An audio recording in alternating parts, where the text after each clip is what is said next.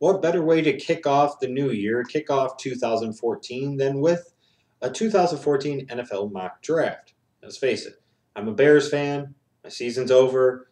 You know, the playoffs are what the playoffs are, but I really could care less one way or another. It's all about the future, and there are a lot of other fans of a lot of other teams that are in the exact same boat as me. It's all about looking ahead to free agency, the draft, and the 2014 NFL season. The draft is important. It's the most important thing that a team can get right. Because if you do get it right, not only can you build a championship contender, but if you really draft well, you can be a consistent championship contender. And if you draft poorly, you could be a team that consistently is in the same position in the draft every year. See the Cleveland Browns. See the Jacksonville Jaguars. See the Oakland Raiders. Just as a few examples. When you look at this mock draft, all the 32 picks of the first round are in the description box down below. The first thing that stands out to me is that St. Louis is going to be in a tremendous position of power. This is where they really reap the benefits of that RG3 draft trade in 2012. They've got the second overall pick from the Washington Redskins, and they've got the 13th overall pick. They can go a bunch of different directions, but the bottom line is I'd expect what Les Snead said to be 100% true, that they're going to be shopping that pick very actively, and somebody's going to bite, especially in this draft where quarterbacks are plentiful and a lot of teams need quarterbacks. You can get them to bid against each other. And the Rams, they might end up with a additional first round pick in 2015. They're really sitting in the driver's seat here.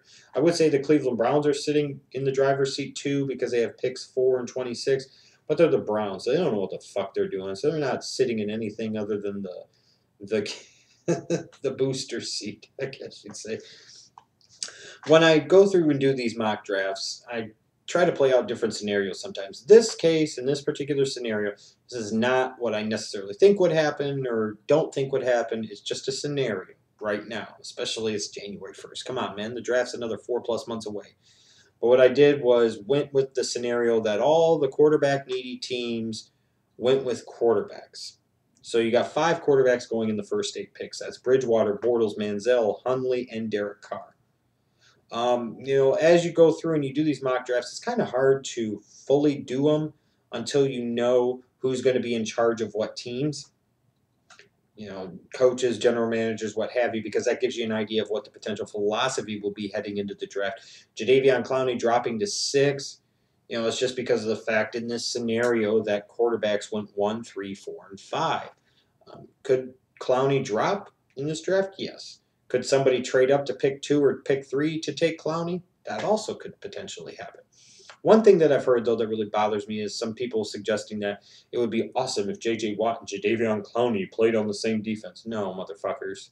The Houston Texans finished 2-14. You must have a quarterback in today's NFL in order to beat anything. And I emphasize beat anything. Remember when the Texans were in this position 8 years ago and they took a defensive end, number 1? Well, they got their franchise defensive end. Unfortunately, it came like 5 years later when they took J.J. Watt with like the 11th overall pick out of Wisconsin.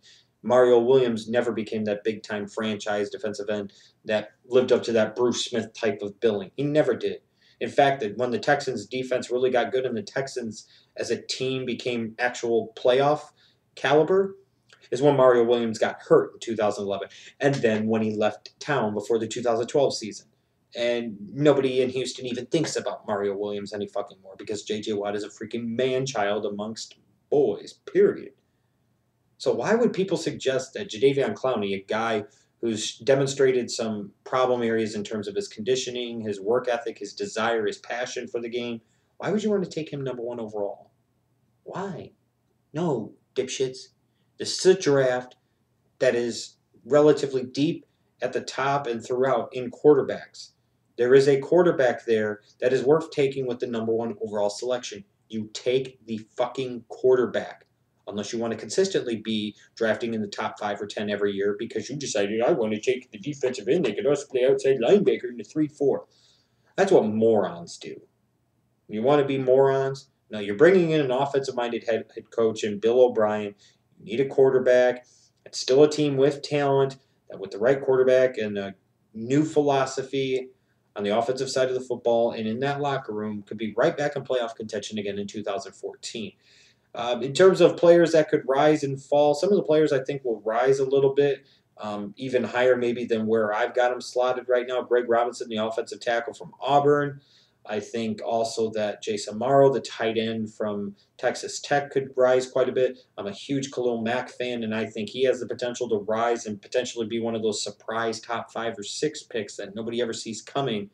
Um, in terms of players that could potentially fall a little bit, maybe a Louis Nix from Notre Dame because of the knee injury. Some teams could be scared off by his medicals. I think Taylor Lewin in this class that is very deep in offensive tackles could drop because he had a solid but definitely not spectacular year in Michigan. He may or may not have made a mistake by going back to play his senior year. There will be other guys that as we go throughout the process. Mike Evans from Texas A&M didn't look very good in the bowl game at all. He didn't. So he could drop a little bit, or it might not affect him at all, or he goes out and tears it up at the combine, and all of a sudden people start talking about him being a top 5 pick. There's a lot of time left and a lot of things still to play out. But what we do know is that the draft is a little over 4 months away. A lot of things are going to change, but the draft is ultimately where championship teams are or are not made.